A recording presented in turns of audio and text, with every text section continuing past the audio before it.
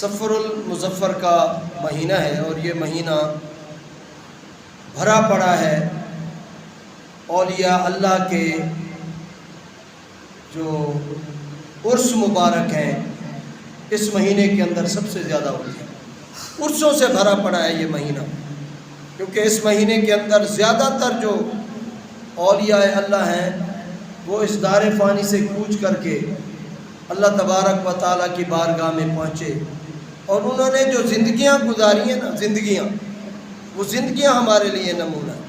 ان کا اٹھنا بیٹھنا نمونہ ہے، ان کا چلنا پھرنا نمونہ ہے، ان کا اللہ کی بارگاہ میں عبادت، بندگی، ریاضت اور مخلوق خدا کی خدمت، ان کا شیوا رہا۔ جتنے جو بھی اللہ کے ولی ہوں گے، پہلی بات تو یہ یاد رکھیں کہ وہ علم والے ہوں گے، کوئی جاہل اللہ کا ولی نہیں ہو سکتا۔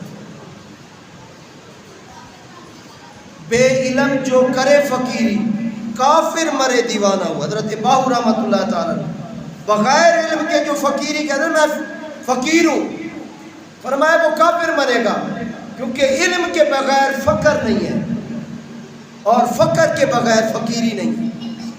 فقیرہ فقیری دور ہے، اچھی لمبی کھجور ہے، چڑھ جاویں تے کھاویں رس ملائیاں، ڈگ پومیں تے مڑکا چور ہے۔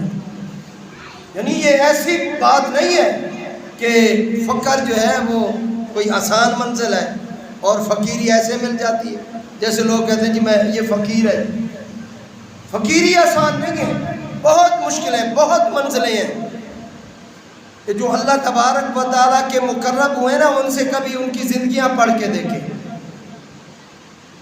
وہ آسائش و آرام کے قریب تک نہیں جاتے تھے۔ حضرت غوث پاک رضی اللہ تعالیٰ عنہ آپ کے بارے میں آتے ہیں، آپ نے 40 سال درختوں کے پتے کھا کر گزارا کیا ہے اور اللہ تبارک و تعالیٰ کی ذات کے ساتھ لو لگائی۔ ایک بزرگ گزرے ہیں، وہ بزرگ کہتے ہیں کہ انہیں وہ دیکھا گیا کہ وہ ستو پیا کرتے، جب بھی جاتے ستو استعمال کرتے، کبھی روٹی نہیں کھائی، کبھی اور کوئی خوراک نہیں کھائی۔ پوچھا گیا حضور اور بھی بہت ساری نعمتیں ہیں اللہ تبارک و تعالیٰ کی دی ہوئی، آپ انہیں استعمال کریں۔ فرمایا میں نے روٹی کھانے اور ستو پینے کے دوران 40 تسبیحات کا فرق پایا ہے۔ یعنی میں ستو پی لیتا ہوں تو 40 تسبیحات زیادہ پڑھ لیتا ہوں، اگر میں کھانا کھانے لگ جاؤں اس کو چبانے میں جتنا وقت لگتا ہے وہ میری 40 تسبیحات رہ جاتی ہیں۔ لہذا اس لیے میں نے ان انواع و اقسام کی چیزوں کو چھوڑ دیا ہے، کیونکہ وہ چیزیں تو اللہ تبارک و تعالیٰ ہمیں جنت میں کھلائے گا، پلائے گا، اور ان نعمتوں سے ہم جو ہے وہ فائدہ اور اٹھائیں گے، مستفید ہوں گے۔ دنیا کے اندر کیوں نہ ہم اللہ کا ذکر کر کے اللہ کو راضی کریں۔ زندگی ضائع نہ کن در گفتگو، ذکر او کن، ذکر او کن۔ ان کا شیوا یہی تھا اللہ والوں کا۔ یہ آج وال کے جو اللہ والے بن پھر رہے ہیں نا، یہ ان کی ایک نشانی پر بھی پورے نہیں اترتے، اور ہم انہیں کہتے ہیں جی یہ اللہ والے ہیں۔ جو اللہ والے گزرے ہیں وہ تو دنیا کے طالب ہی نہیں تھے، دنیا چاہنے والے نہیں تھے۔ بابا فرید رحمۃ اللہ تعالیٰ علیہ، کسی نے نا ان کو کہا، یعنی کہ ان کے بارے میں کسی کو کہا کہ بابا فرید رحمۃ اللہ تعالیٰ علیہ کے پاس نا یہ سونا بنانے کا نسخہ ہے۔ کوئی کیمیا گر تھا، اس نے کہا کہ سونا بنایا جائے، کوئی حکیم ڈھونڈے، کوئی کیمیا گر ڈھونڈے جس سے یہ نسخہ مل جائے، چلو سونا بنائیں گے، دولت بڑھائیں گے۔ تو کسی نے کہا کہ بابا فرید کے پاس چلے جاؤ، وہ سونا بناتے ہیں۔ تو آپ رحمۃ اللہ تعالیٰ علیہ اللہ کا ذکر بھی کر رہے ہیں اور حل بھی چلا رہے ہیں، حل چلا رہے ہیں اور اللہ کا ذکر بھی کر رہے ہیں۔ یہ تڑکے تڑکے پہنچ گیا، دیکھا کیا کہ وہ تو دھوتی باندھی ہوئی ہے، پھٹے پرانے کپڑے ہیں، اور اللہ کا ذکر بھی کر رہے ہیں اور ہاتھ بھی چلا رہے ہیں۔ اس نے کہا اگر اس کے پاس کیمیا گری ہوتی، سونا بنانے کا نسخہ ہوتا، یہ یہاں ہوتا، مجھے کسی نے غلط گائیڈ کیا ہے، وہ میں غلط جگہ پہ آ گیا ہوں۔ لہذا وہ مڑنے لگا، قریب آ کے پوچھا بھی صحیح آپ سے نام بھی پوچھا کیا آپ فرید ہیں؟ فرمایا ہاں میں فرید ہوں۔ اس نے جب حالت دیکھی نا تو کہا یہ کیمیا گر نہیں ہے، اگر کیمیا گر ہوتے نا تو سونا بنا رہے ہوتے اور بڑا عالیشان کا مکان اور جگہ ہوتی۔ تو وہ پیچھے پلٹنے لگا۔ حضرت بابا فرید رحمۃ اللہ تعالیٰ علیہ نے اس کی جو نیت تھی اس کو بھانپ لیا، جس ارادے سے آیا تھا وہ ارادہ جان لیا اللہ کی عطا سے۔ کس کی عطا سے؟ اللہ کی عطا سے۔ ہمیشہ یاد رکھیں جو اللہ کا ولی ہے جب بھی بولتا ہے اللہ کی عطا سے بولتا ہے، جب دیکھتا ہے اللہ کی عطا سے دیکھتا ہے، اللہ کی عطا سے دیکھتا ہے، اللہ کی عطا سے دیکھتا ہے۔ ہمارا یہ عقیدہ نہیں ہے کہ اللہ تبارک و تعالیٰ کی عطا کے بغیر اسے علم غیب مل گیا ہے یا اس کے پاس ایسی کوئی طاقت یا قوت آ گئی، ایسا نہیں ہے۔ ہمارا اہل سنت کا یہی عقیدہ ہے کہ اللہ کی عطا سے اللہ کا ولی دیکھتا ہے، اللہ کی عطا سے اللہ کا ولی مدد کرتا ہے، اللہ کی عطا سے اللہ کا ولی دلوں کے حالات کو بھی جان لیتا ہے۔ بھانپ لیا حضرت بابا فرید رحمۃ اللہ تعالیٰ نے، فرمایا ٹھہرو، تم جس مقصد کے لیے آئے ہو تمہیں وہ مقصد عطا کر دیتا۔ آپ نا حاجت بشری کے لیے گئے اور پٹا لیا، استنجا کرنے کے لیے جو روڑا لیا نا، جو ڈیلا لیا، وہ ڈیلے سے وہ استنجا کرنے کے بعد اسے جو پھینکا نا، ایسے میدان کے اندر پھینکا، اور جتنے روڑوں کو جتنے ڈیلوں کو وہ وٹا لگتا گیا وہ سونے بنتا ہے۔ نظر جنا دی کیمیا سونا کرتے بن، جن کی نظریں قیمتی ہوتی ہیں وہ کوئی کیمیا گری نہیں کرتے کہ فلاں کیمیکل کو اس کے ساتھ ملائیں تو سونا بن جائے گا، ایسا نہیں۔ ان کی نظریں جو ہیں وہ قیمتی ہوتی، اور یہ عقیدہ رکھنا چاہیے۔ اگر آپ یہ عقیدہ نہیں رکھتے نا کہ اللہ تبارک و تعالیٰ کی عطا سے بندہ یہاں سے وہاں کیسے پہنچ سکتا ہے، اس کی دلی کی حالات کو کیسے جان سکتا ہے یہاں دور، پھر ہم صحابہ کو بھی نہیں مانتے۔ اگر ہم یہ عقیدہ چھوڑ دیں تو صحابہ کو بھی ہم پسے پوچھ ڈال دیں گے۔ کیوں؟ آؤ میں سناؤں۔ حضرت عمر فاروق ہیں رضی اللہ تعالیٰ عنہ مسجد کے منبر پر جمعے کا خطبہ ارشاد فرما رہے ہیں، اور ہزاروں میل دور حضرت ساریہ رضی اللہ تعالیٰ عنہ جنگ لڑ رہے ہیں، اور اس جنگ میں ان پر حملہ ہونے والا ہے تیروں سے، اور تیر انداز جو ہے وہ پہاڑ کی چوٹی پر آ گئے، پہاڑ کی چوٹی کی طرف جو ہے وہ بڑھ رہے ہیں تیر انداز کہ پیچھے سے حملہ کریں۔ حضرت عمر فاروق رضی اللہ تعالی عنہ خطبے کے دوران یہیں سے بیٹھ کر مدینے کے اندر بیٹھ کر آواز دی، یا ساریہ تو الی الجبل، اے ساریہ پہاڑ کی طرف دیکھو۔ اور صرف یہ مدینے کی مسجد والوں نے نہیں سنا، بلکہ ساریہ نے بھی سنی ہے یہ آواز، اور ساریہ کا جتنا لشکر تھا اس نے بھی سنا ہے، اور وہ الرٹ ہو گئے، تیار ہو گئے۔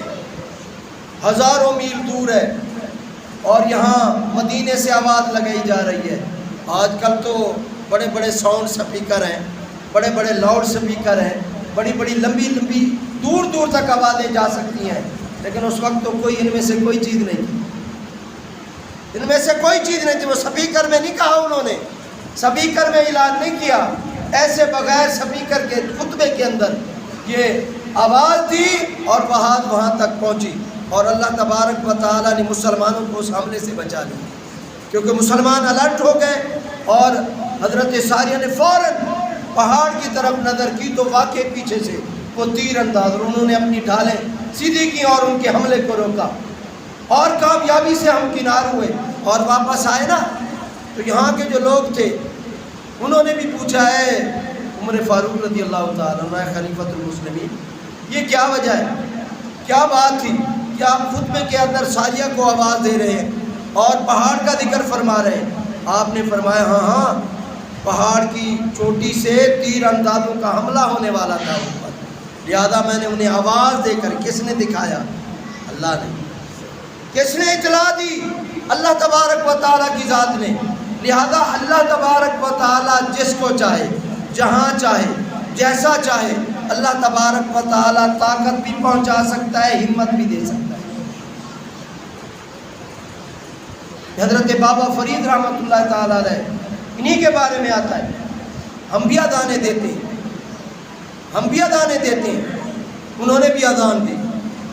جب ان کی وہ بادشاہ تھا، پتہ ہوگا آپ کو، واقعہ یاد ہوگا، میں طویل میں نہیں جاتا ہوں کیونکہ ٹائم بہت تھوڑا ہے، جمعہ کی نماز ادا کرتے ہیں۔ بادشاہ کی بیٹی کو حضرت بابا فرید رحمۃ اللہ تعالیٰ علیہ نے اللہ کے حکم سے، کس کے حکم سے جی؟ اللہ کے حکم سے، اللہ کی دی ہوئی طاقت اور عطا سے اس کی بیٹی کو یا بیٹے کو ٹھیک کیا، اور بادشاہ نے کہا کہ جو ٹھیک کر کے دے گا اس کو منہ مانگا انعام دیا جائے گا۔ وہ سلطنت بھی کہے گا تو سلطنت دے دی جائے گی، جو کہے گا اس کی ہر خواہش پوری کی جائے گی۔ حضرت بابا فرید رحمۃ اللہ تعالیٰ علیہ آگے بڑھے اور اس بچی کا علاج کیا، بلکہ مورخین لکھتے ہیں کہ بچی کا صرف علاج ہی نہیں کیا، اسے مسلمان بھی بنایا، اس کے گھر میں اسلام کو داخل فرمایا۔ صحت یاب ہو گئی وہ بچی۔ جب صحت یاب ہو گئی تو بادشاہ نے کہا مانگو جو مانگتے۔ انہوں نے کہا کہ کوئی دنیا دار ہے، کوئی مربع مانگے گا، کوئی زمین مانگے گا، کوئی گورنری مانگے گا، کوئی علاقہ مانگ لے گا، دے دوں گا۔ لیکن یہ تو بابا فرید رحمۃ اللہ تعالیٰ نے، جنہیں دنیا سے کوئی غرض نہیں، کہا اچھا مجھے تم راضی کرنا چاہتے ہو تو مجھے ایک اذان دینے دو اپنے محل کی چھت پر، اپنے محل کی چھت پر مجھے ایک اذان دینے دو، کہ وہ مسلمان نہیں تھا۔ کہا اذان دینے دو۔ اس نے کہا ٹھیک ہے، میں نے وعدہ کیا ہے، وعدہ میں پورا کروں گا۔ لیکن باقی جو اس کے وزیر مشیر بیٹھے تھے سارے بڑھے، اور یہ کیا کر رہے ہو؟ اس نے کہا اذان ہی تو دینی ہے، ہزاروں اذانیں ملتی ہیں، ہزاروں اذانیں ملتی ہیں، ہم بھی سنتے ہیں، یہ آج اذان دے دے گا تو کیا ہو جائے گا، ایک اذان ہی تو دینی ہے۔ اور میں تو سوچ رہا تھا کوئی بادشاہت مانگے گا، کوئی گورنری مانگے گا، کوئی پیسہ روپیہ مانگے گا، اس نے تو بہت ہی چھوٹا سا سوال کیا ہے اذان دینے کا۔ ملا کی ادا اور مجاہد کی ادا اور، فرمایا ایک اذان دینے دو۔ وزیروں مشیروں نے بڑا روکا، انہوں نے کہا نہیں نہیں اذان نہیں دینے دینی، لیکن کیونکہ بادشاہ وعدہ کر چکا تھا اس لیے کہا کہ اذان دیں۔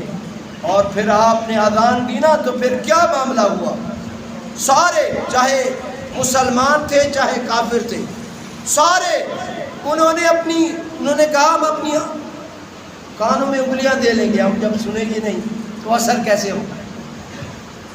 انہوں نے کہا نا یہ اذان اور ہے، بابا فرید کی اذان ہے، عام اذان نہیں ہے، بابا فرید کی اذان ہے۔ انہوں نے کہا ہم ایک اور طریقہ بھی ڈھونڈ کے لائے ہیں، ہم کانوں میں اپنی انگلیاں ٹھونس لیں گے، جب انگلیاں کانوں میں ہوں گی، جب اذان کی آواز پڑے گی نہیں تو اثر کیسے ہوگا۔ آؤ مجاہد کی اذان دیکھو، جب بابا فرید رحمۃ اللہ تعالیٰ علیہ نے اذان پڑھی نا تو اپنے غیر کافر بھی، خود بادشاہ حضرت بابا فرید رحمۃ اللہ تعالیٰ علیہ کے قدموں میں گرا ہوا تھا۔ وہ جو کانوں میں انگلیاں ڈالی ہوئی تھی وہ آواز صرف کانوں تک نہ گئی، دل تک پہنچ گئی، سینہ چیر دیا ان کا، اور سارے کلمہ پڑھ کے حضرت بابا فرید رحمۃ اللہ تعالیٰ علیہ کے مرید ہو۔